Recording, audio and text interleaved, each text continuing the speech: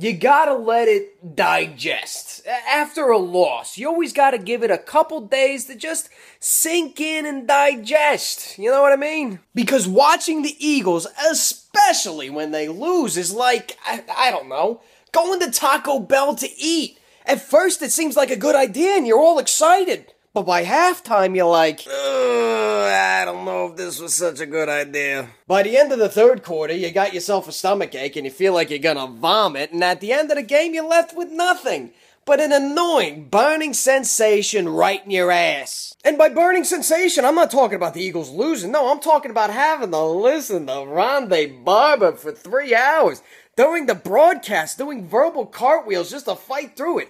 That guy's like one of those games with the magnets that you put on the refrigerator with all the words and you're just trying to piece words together to make something make sense.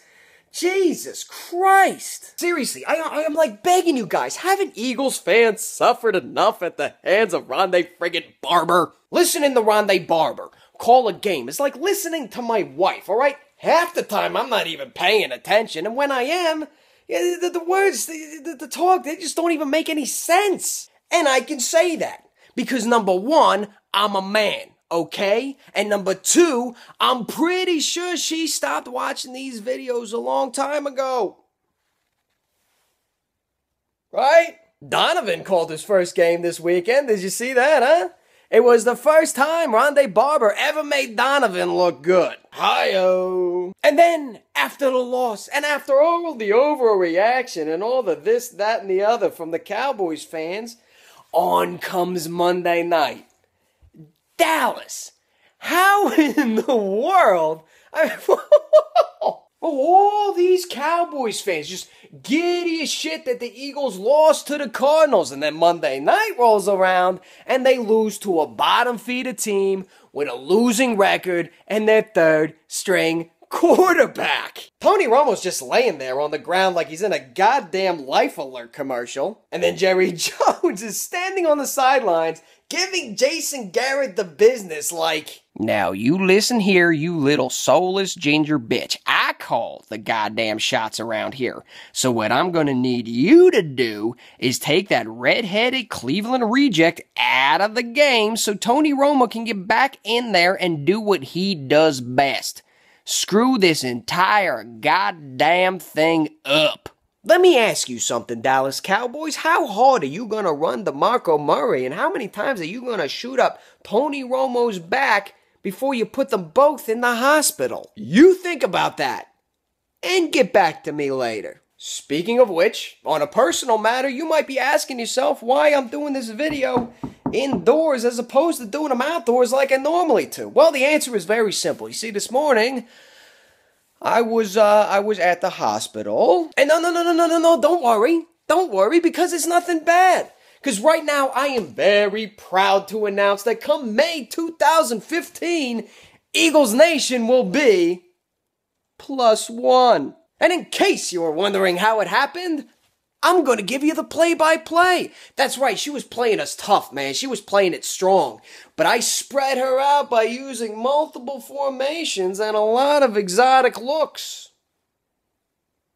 And when she put her tight end into motion, I decided that I was going to put pressure on the A-gap, which then ended up being penetration into her backfield. Now, she was in max protect, okay? But when you send more than she can block, you know, eventually, that's how babies are made. Alright, so moving on to the Houston Texans. And the Texans are a 500 ball club. They've looked really good at times, and then they've looked really, you know, bad at times.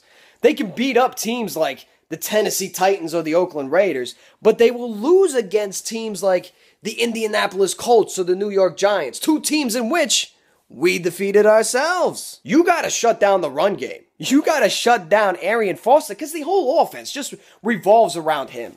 Sure, Andre Johnson's good, but he's a little long in the tooth. Hopkins is good, alright, but it all comes down to the guy that's throwing them the ball. Ryan friggin' Fitzpatrick. By the way, Ryan Fitzpatrick, you want to see a beard? That's a beard, alright? You just got a goddamn Shih Tzu growing underneath your chin strap. The guy on the Texans that really scares me, yeah, you guessed it, J.J. Watt. And in the spirit of Halloween, I mean, this freaking guy's like, he's like Frankenstein. He's like if you took the strength of Reggie White, mixed it with the tenacity of Randy White, and the speed of Warren Sapp. Yeah, that dude is a monster, and nobody's safe. They are going to line him up all over the place, not just in one spot. They're going to keep you guessing. So you guys better be ready. So my 3 keys to victory are, number 1, shut down Arian Foster in the run game. Number 2, I'm not sure exactly how you're going to do it, but you got to try to, control the line of scrimmage against a very talented Houston defensive line. And number 3, open up the passing game in the face of the 28th ranked pass defense in the NFL. Get some yards early, put up some points. They won't be able to catch up. Congratulations to Gabor Nagy for winning last week's Facebook Friday prize all the way out in Spain. The last 3 Facebook Fridays, Canada, Denmark, Spain. I mean, Roger Goodell should hire me as ambassador of international tailgating affairs. You think they would be excited about seeing a game in London?